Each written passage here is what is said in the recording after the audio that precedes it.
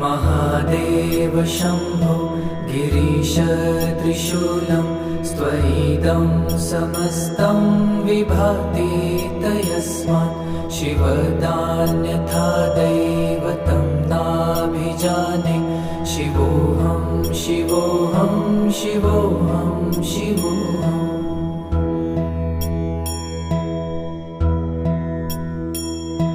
यतो जयतेदं प्रपञ्चं विचित्रं स्थितिं याति यस्मिन्नेकान्तमन्ते सकर्मादिहीनं स्वयं ज्योतिरात्मा शिवोऽहं शिवोऽहं शिवोऽहं शिवोऽहम्